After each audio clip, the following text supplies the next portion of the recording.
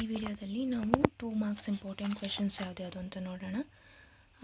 First one, state any 2 features of receipts and payments account. State ಮಾಡಿದ್ರೆ ಸಾಕು, ಏನು explain ಮಾಡಬೇಕಾಗಲ್ಲ. It is the real account. Receipts and payment account is the real account because ಅದರಲ್ಲಿ ನಾವು debit what comes in and credit what goes out ಅಂದರೆ materialise ಆಗಿರೋದನ್ನು ಮಾತ್ರ consider ಮಾಡ್ತೀವಿ. And second feature is it is prepared for the cash system of the accounting.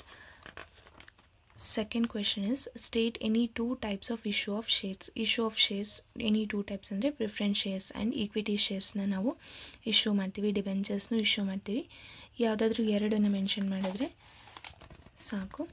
Next question is, objectives of financial statements.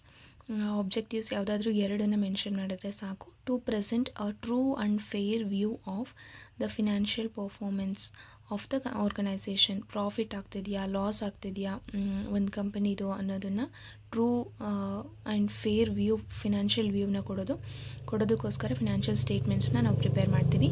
Second one, to provide information about cash flows. To provide true information about the cash inflows and cash outflows. Cash inflows ಅಂದರೆ receipts, cash outflows ಅಂದರೆ payments ಏನೇನಿದೆ ಅನ್ನೋದನ್ನು ಇನ್ಫಾರ್ಮೇಷನ್ನ provide ಮಾಡೋಕ್ಕೆ financial ಸ್ಟೇಟ್ಮೆಂಟ್ಸ್ನ prepare ಮಾಡ್ತೀವಿ.